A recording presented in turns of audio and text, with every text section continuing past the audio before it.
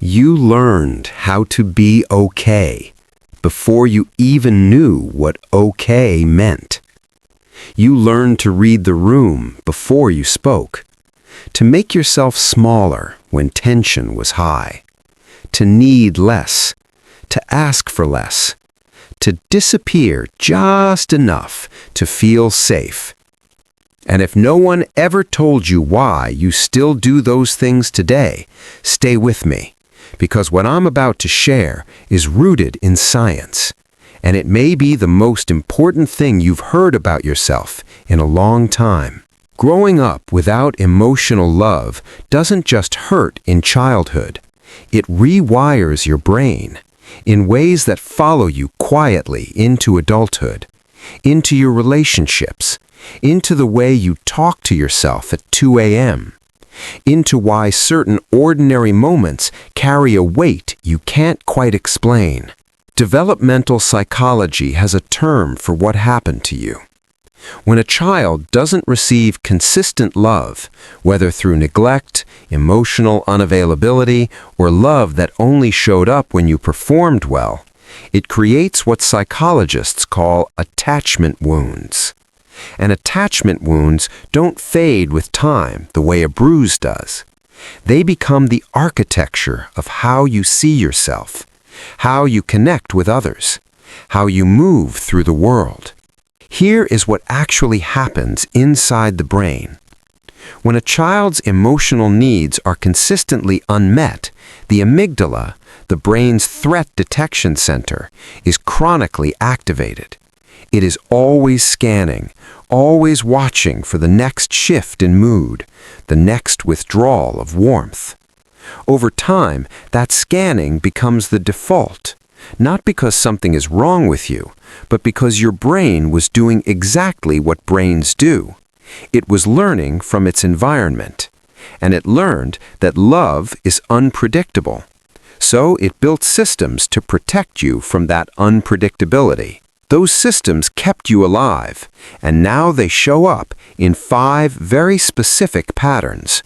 Before we name what those patterns are, I need you to hear something first. You are not broken. The patterns you carry are not character flaws. They are not signs that something is fundamentally wrong with you. They are adaptations.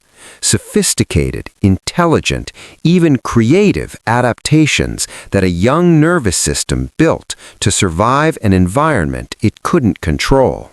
In psychology, this is called adaptive survival behavior. The child who learned to read every micro-expression on a parent's face wasn't being anxious, they were being brilliant.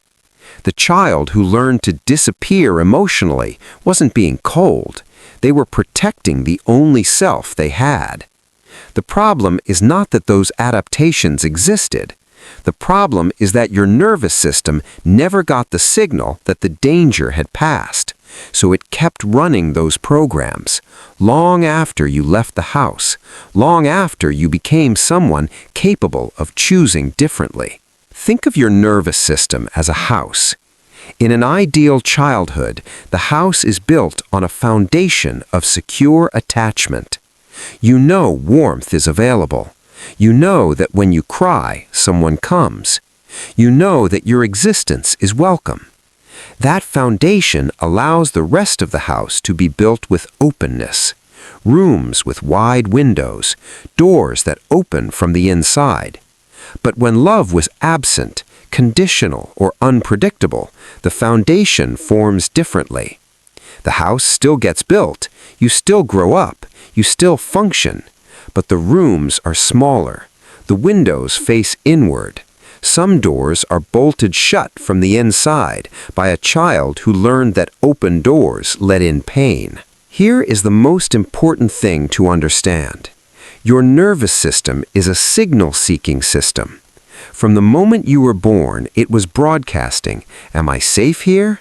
Am I wanted here? Can I trust this?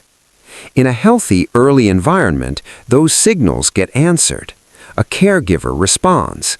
The system learns, yes, you are safe. Yes, you are wanted. Yes, you can trust this. And the system settles. But when the response doesn't come, when the signal goes out and comes back empty, the system doesn't shut down. It amplifies, it tries harder, it watches more carefully, it becomes hypervigilant. It turns down its own emotions so it can hear the signal better. It performs and achieves, trying to generate a response. It makes itself smaller, trying not to interfere with the signal. Every one of the 5 effects is your nervous system still broadcasting, still asking the question it asked as a child. Am I safe? Am I wanted? Can I trust this? The answer it needed, and still needs, is yes. If you recognized yourself in any of those 5 effects, I want to be clear about what that recognition means. It doesn't mean you are damaged. It means you adapted. You built an entire internal world from materials you didn't choose, in a house you didn't design, and you survived. The neuroscience of healing has a term, neuroplasticity. It means the brain retains the ability to change throughout the entire span of your life. The pathways that were formed in childhood can be gently, slowly, over time, reformed, not erased, not forgotten, but no longer in charge. The signal your nervous system has been broadcasting does not have to come from the past. It can begin to be answered now, by relationships that are consistently safe, by a therapist who knows how to reach the parts of you that words alone can't access, by the slow practice of letting kindness land, by noticing even once that you were not a burden. You were a child, and you deserved more than you were given. The people who made you feel unworthy of love were wrong, not necessarily malicious, but wrong. And the life you are building now does not have to be designed around their absence. You are allowed to take up space. You are allowed to have needs. You are allowed to receive warmth without immediately looking for the exit. Recognizing these patterns is not the end. It is the beginning of the first honest conversation you've ever had with the child who learned to be okay before they knew what okay meant. That child did an extraordinary job. You can take it from here.